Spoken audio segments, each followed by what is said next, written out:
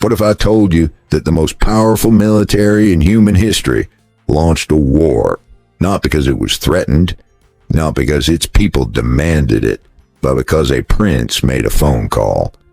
February 27th, 2026. Washington, D.C., it is late evening.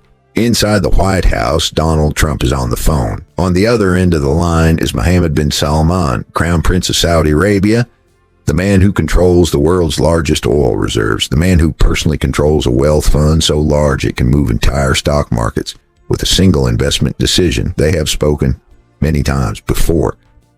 But this call is different. This time, MBS is not discussing golf courses or real estate deals in Riyadh. This time, he's pushing Trump toward the most consequential military decision of the 21st century. And less than 24 hours later, American bombs are falling on Iran. This is not just the story of a war. This is the story of who really started it. The story of private phone calls that were never meant to be heard. The story of $2 billion, a son-in-law, and a prince who smiled in public while whispering into the ear of the most powerful man on earth. And here's the part that will stay with you long after this video ends. Saudi Arabia denied everything. But before we go further, subscribe to Just History TV so you never miss the stories that power does not want you to understand. Leave a comment and tell us, do you think Trump was used, or did he know exactly what he was doing? Now let us begin. To understand why MBS picked up that phone, you have to go back, not to 2026. Not even to 2023. You have to go back to a rivalry so old, so deep, and so consuming that it has shaped every war, every alliance, and every barrel of oil in the Middle East for over 1,000 years. Saudi Arabia and Iran, Sunni and Shia, Arab and Persian, two civilizations, one region, and an ocean of oil beneath them both. For decades, these two powers circled each other like predators waiting for the other to blink. They fought proxy wars in Yemen, in Lebanon, in Iraq, in Syria, always through other people's soldiers, always at a careful distance, always maintaining the fiction that they were not actually at war with each other. But something had changed in the years before 2026. Iran was winning, not on any single battlefield, but in the larger game of regional power, the game that matters most. Iran's network of proxy forces stretched from Lebanon to Yemen to Iraq to Syria. Hezbollah controlled the Lebanese government. The Houthis controlled Yemen's capital. Iranian-backed militias controlled the roads between Baghdad and Tehran, from where MBS sat in his palace in Riyadh. Iran had surrounded Saudi Arabia with a web of armed, loyal, battle-hardened forces. And then there was the nuclear question. Iran was closer to a nuclear weapon than it had ever been. Not there yet, but close enough that every intelligence agency in the world was watching the clock. For MBS, this was not an abstract geopolitical concern. This was an existential threat to everything he had built. His entire Vision 2030 project, the plan to transform Saudi Arabia into a modern economic powerhouse, required one thing above all else: stability. Foreign investors do not pour money into a country that could be drawn into a nuclear confrontation. The towers being built in Neom, the entertainment complexes, the technology parks, the Formula One races, the golf tournaments, all of it rested on a Saudi Arabia that felt safe, modern, and permanent. A nuclear Iran destroyed that image completely. But here's the part that nobody in the comfortable offices of Washington or London was willing to say out loud. Saudi Arabia could not destroy Iran's nuclear program itself. It did not have the military capability. It did not have the intelligence networks. It did not have the precision weapons needed to reach deeply buried Iranian facilities. But it knew someone who did. Mohammed bin Salman is 40 years old. He's not a king. His father, King Salman, holds that title. But in every way that matters, in terms of real power, real decisions, real consequences, MBS runs Saudi Arabia. He has run it since 2017, when in a single night he arrested over 200 of Saudi Arabia's most powerful princes, businessmen, and ministers at the Ritz-Carlton Hotel in Riyadh. Some were held for months. Most signed away billions of dollars in exchange for their freedom. It was called an anti-corruption campaign, but everyone who understood how power works in Saudi Arabia knew exactly what it was: a consolidation. What an MBS wants more than anything is legacy. He wants to be the man who transformed Saudi Arabia, who broke it free from its dependence on oil, who built a modern nation that could compete with Singapore, with Dubai, with any city in the developed world. He has poured hundreds of billions into this vision. He has staked his entire reputation on it. What makes him different from every Saudi leader before him is his willingness to act. His predecessors moved slowly, carefully, by consensus. MBS moves fast and alone. He launched a war in Yemen within months of taking power. He blockaded Qatar. He detained his own family members. He ordered operations that even his closest allies found difficult to defend. Can you imagine what it feels like to sit at the center of that much power and watch Iran methodically surround you year by year, base by base, proxy by proxy, and know that your entire vision for your country is hostage to a threat you cannot eliminate yourself? That is the calculation MBS was making in the weeks before February 27th, 2026. He needed America to act, and he had something America wanted: money. This is where the story gets uncomfortable, because what happened in the weeks before the Iran war was not just a diplomatic conversation between allies. It was a transaction, and the receipts exist. Let us start with Jared Kushner, Donald Trump's son-in-law, his most trusted advisor, the man who was given the Middle East peace portfolio during Trump's first term, the man who spent years building relationships with Gulf leaders, and the man who, after leaving the White House in 2021, launched a private equity firm called Affinity Partners. Affinity Partners needed investors. The Saudi Public Investment Fund, controlled directly and personally by MBS, invested $2 billion in Affinity Partners in 2021. $2 billion from a fund whose own investment committee had recommended rejecting Kushner's proposal, calling it too inexperienced and too expensive. MBS overruled his own committee. The fund pays Kushner 1.25% of that investment every single year. That is $25 million annually. By August 2026, the total management fees paid to Kushner from Saudi money will reach $137 million. $137 million.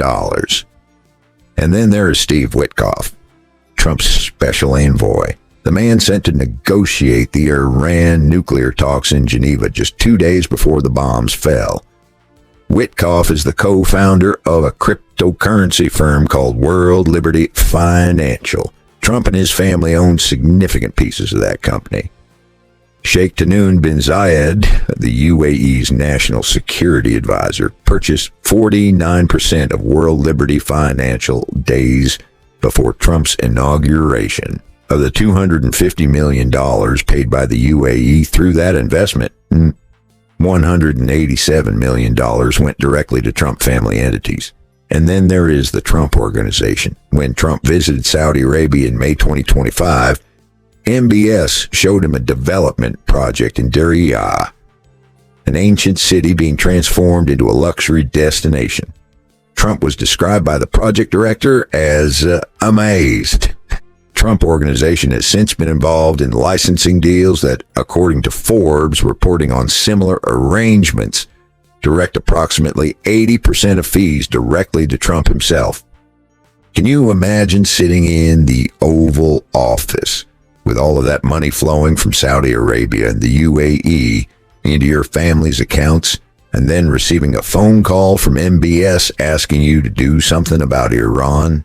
Is that a diplomatic conversation, or is it something else entirely?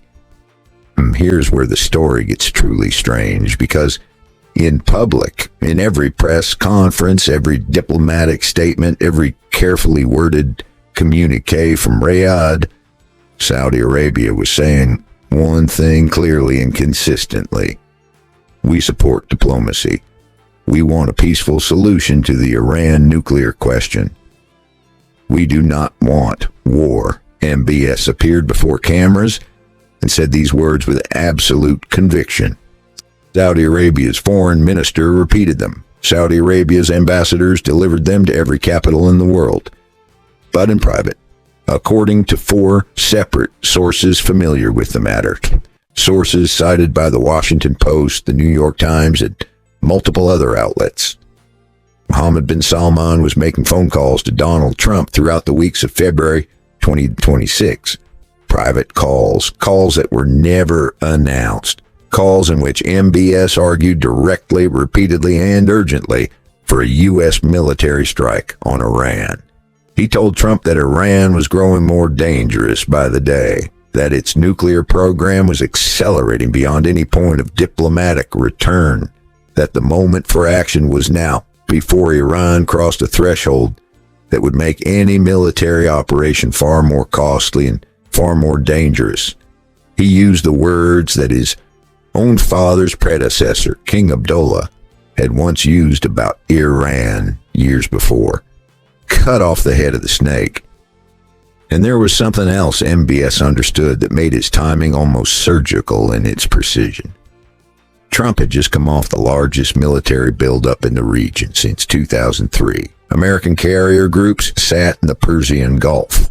American bombers were staged at bases across the region. American intelligence had just identified that Iran's top military and intelligence leaders, including Supreme Leader Khamenei himself, would be gathered simultaneously at 3 separate locations on the morning of February 28th. The window was open. MBS knew it. Netanyahu knew it. And through those phone calls, Trump knew it too. At 4 o'clock in the morning on February 28, 2026, American and Israeli aircraft launched the most comprehensive strike on a sovereign nation since the 2003 invasion of Iraq. Within hours, Khamenei was dead. MBS had a plan. The plan was simple. America strikes Iran. Iran's military capability is destroyed or severely degraded. The proxy network collapses without Tehran's direction and funding. Saudi Arabia emerges as the dominant regional power. Vision 2030 continues. The investors stay. The towers keep rising. It was a clean, logical, ruthless calculation. And it started falling apart almost immediately. Iran did not collapse. Iran retaliated. Within 48 hours of Khamenei's death, Iranian drones and ballistic missiles were striking targets across the region. Not just Israel, not just American military bases, but Saudi Arabia itself. An Iranian drone struck the U.S. Embassy in Riyadh. An oil processing plant at Ras Tanur was targeted. A projectile fell on a residential area in Al-Kharj city near a U.S. military airbase. 2 people were killed.